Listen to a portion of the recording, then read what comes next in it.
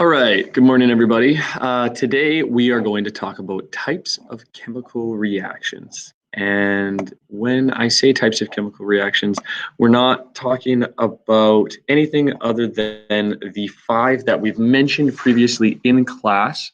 We've mentioned a few of them while I've been doing demos on Fridays, and the rest of them I've maybe only mentioned once or twice. Hope you're all doing well. Hope you're enjoying hanging out at home. We're going to try to do this a little bit more often. I will try to make it as interesting as I can. Well, you can only hear my voice. I will split this section up into two sets of slides. Please follow along if you're just more interested in, rather than just reading the notes, hearing a little bit of my input that I have on them as well. I think this could be valuable to most of you. However, if you're wanting to just copy down the notes as fast as you can, that's also okay. You can do that as well. But I do think that for the most part, we should be probably listening, trying to get a little bit of extra information. So let's get started. I've got a video there that you can watch. It's a video of a chemical reaction. And if you want to check that out, you can. I believe the reaction itself is of aluminum and bromine. So throughout these slides, I'll have several of these videos that you can just watch. They're kind of interesting. You can get an idea of what some types of chemical reactions can look like. Now, unfortunately, with us not being able to be here, this is the best that we can do, is just get a visualization of these chemical reactions by watching videos. Hopefully, if we come back in around April, maybe we can see some of these chemical reactions together. That's the hope. So chemical reactions can seem unpredictable and chaotic. They're like, explosions and lots of heat and light being given off. So this is something that is unpredictable and chaotic, like the one that you just watched. But when you know what the reactants are, and you know what you're watching, and you know how to analyze what you're watching, you can explain what you observe. You can explain and tell me what the products are going to be and what is actually occurring. The product of this specific reaction that we just watched is determined by experiment to be a molecular compound called aluminum bromide. Okay, aluminum bromide, Al2Br6. The chemical reaction is as follows. To be completely honest, I've made this mistake a couple of times in my notes now, last year included. This should not say molecular compound right here. This should actually say ionic compound. And the reason for that is because aluminum is a metal, bromine is a non-metal. That would mean that we have an ionic compound going on. So that's my bad. You can fix that if you want to. You can just cross it out in your notes and replace it with the proper, how do I cross this out? That's not, doesn't seem to, oh, there we go. Cross it out, replace it with the proper one, ionic, it should say. Okay, ionic. 2Al plus 3Br2 produces Al2Br6. I want you to try to get that formula on your own. See if you can do that on your own. Where does the Br2 come from? Where does the Al2Br6 come from? Okay, these are important things for you to be able to do. We're looking at crossover method here. We're looking at Hofbrinkel elements, right? Diatomic molecules here. Okay, and then we have to balance. So try that on your own, then move on. By studying thousands and thousands of interactions among chemicals, chemists have been able to develop a classification system for the chemical reactions. What this system does for us is it helps us analyze familiar reactions and predict the products of new reactions. We take existing knowledge that we have from other reactions that we've seen, we apply them to new reactions that we're seeing every day, and we can classify them. Science is all about classification and documentation, right? So that's the whole point. A synthesis reaction. This is the first type that we're talking about.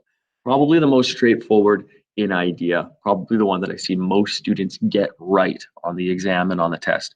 So a synthesis reaction is a chemical reaction in which two or more reactants combine to form one new product. Okay, we've got synthesis reactions presented like we see below. You've got some element A plus another element B combines to produce the element AB. What I like to do, and I'll post this in the notes tomorrow, because I'll get you to, I'm going to get you to share a little example that you're going to come up with using everyday examples to represent these types of reactions. What I mean by that is think A plus B produces AB. Think of this as peanut butter plus jelly gives us a PB&J sandwich, okay? These are types of examples that can just help us to remember what these mean, okay? I've got a whole bunch of examples, obviously, to do with Star Wars that I will share with you tomorrow. And then I'm gonna get you to come up with your own. You can make it about whatever you want it to be. Celebrities, sports, food, whatever. All right. The reactants may be elements or compounds in a synthesis reaction, but the product of a synthesis reaction is always, always, always going to be a compound, okay? And that's because we have two things combining to create one. When we have two elements combined, that's a compound. So no matter what, our product is going to be a compound. When a synthesis reaction occurs between a metal and a non-metal, it involves the transfer of one or more electrons to produce ions. Therefore, we all know that is an ionic compound that is produced. It's a combination of those two elements. The ion charges can be used to predict what the product is going to be. We've already done this. This is a basic application of the crossover method, okay? We can predict how many elements there's going to be in the product.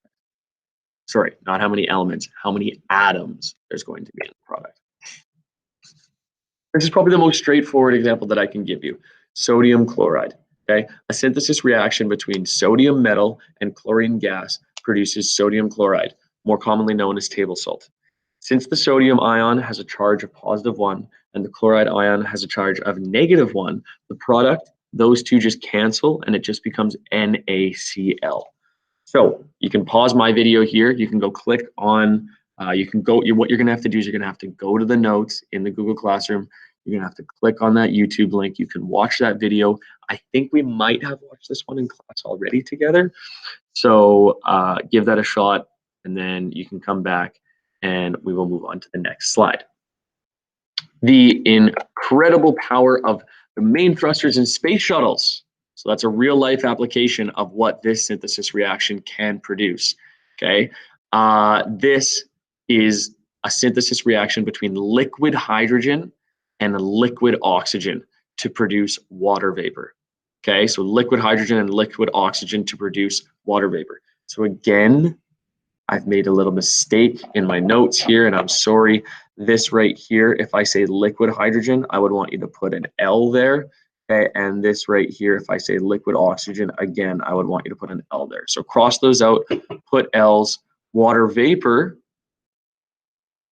what should that be? Vapor, another word for gas. So again, this one right here and this one right here, I want you to cross those out and replace them with, this should be an L, this should be an L, and this should be a G. All right, let's move on. Our next type is a decomposition reaction. A decomposition reaction is a chemical reaction in which a single compound breaks down into two or more products. If at any point I'm going too quickly in these notes or in these slides, just hit pause, copy down the notes, and then we can move on. Okay, I'm not going to pause like I would normally, or I can't really ask you if you have any questions at the time. You'll have to post those in the comments on the classroom after. But you can just pause the video and then you can just copy the notes down and then resume and listen to what I'm saying, okay? So decomposition, just the opposite of synthesis. We have A, B together to start, and then they produce a product where they've separated into A plus B. So let's take a look at a couple of those. Just a reminder, there is a meeting in the Gold Gym for all administrators and librarians by an announcement at 9:30. All right, the products may be a combination of elements, right? The products can be a combination of elements or compounds. Doesn't necessarily have to be, but opposite to what synthesis is, the reactant always, always, always has to be a compound, right? Because it's going to be a compound, two elements chemically combined together, and then they're going to separate to form two either new elements or compounds, okay? It is basically the exact opposite of synthesis reactions. Let's take a look at one. Water. Water can undergo a decomposition reaction. It's just going to produce hydrogen gas and oxygen gas. Okay, this is basically what's going on when we're boiling water, right? When we have evaporation going on. Okay, so we have hydrogen, 2 of them combined with 1 oxygen. That is our water. That's H2O, and then the product is H2 gas and O2 gas. Remember, why are there little 2s here? Where do these come from? Why do we have those? Okay. It's because they are Hofbrinkel elements, diatomics.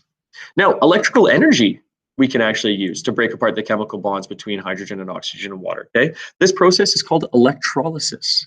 Hopefully, when you guys get back, we can maybe do an experiment on electrolysis. It's a pretty straightforward one. For the time being, pause this video, go to the Google Classroom, click on the slides, click on that YouTube link, and you should be able to watch a video. All right, 2 down, a couple more to go here. Well, 3 more to go. So, single displacement. In a single displacement reaction, an element and a compound react to produce another element and another compound. It sounds kind of confusing, not super informative, but it will make more sense when we actually look at it on the next slide. Okay, there's an element reacting. It can be a metal or a non-metal, and then there'll be another element reacting, and basically what happens is this is a type of reaction where one element is going to take the place of, or it's going to replace another element in a compound. Take a look at a visualization here because I do think that that will help to make more sense. So take a look at this. You have got A plus BX, and then it produces AX plus B. So what ends up happening here is this A comes and takes the place of that B, and it kind of knocks the B out to be over on its own. So A started on its own, and then B ends up on its own. And the X is always the one that's happy to always have a chemical partner. Okay, you can look at it colors. So you've got blue and green and red. So the blue is on its own and the green and the red are together, and then the blue and the red are together and the green is on its own. Okay, this is just another visualization of it. You could have this one come second. It doesn't matter. The Y will just come. So what you'll notice here is that the Y is the second, right? So you've got the Y here replacing kind of backwards, but it's replacing the X this time, okay? So this is a situation in which the nonmetals are replacing one another, right? The nonmetals always come second in a chemical reaction. So, sorry, in a chemical bond. So in this case, when the nonmetals are there, that means that they're going to replace one another instead of the metals, and they'll come second. All right, let's move on. So the equation represents a reaction involving a metal element replacing the metal ion in a compound. And then the second one, so that was the first one, the second one represents a reaction in which the non-metals are replacing each other in the compound. Okay, it can happen either way. So again, pause, go take a look, watch this video. You've got aluminum reacting with copper chloride. So when the aluminum foil is added to the aqueous solution of copper chloride, remember, that's just copper chloride dissolved in water. That's all aqueous means, just a fancy word. The products are going to be aqueous aluminum chloride and solid copper metal. The chemical equation for this reaction is 2Al plus 3CuCl2 produces 2AlCl plus 3Cu. Kind of a complicated looking formula, but take a look at this. You've got Al, it's going to come in here, it's the metal, and so is copper. So Al is replacing the copper to give us AlCl. And then what happens is that copper kind of gets booted to the side and it is over on its own now. I like to think of this one, if we're using like real life examples, you can think about like your favorite celebrity couples or whatever. And if one of them is dating the other one and then another one comes along and starts dating one of them, the other one's going to be single after. Okay. I am racking my brain right now to try to think of an example. We could think of,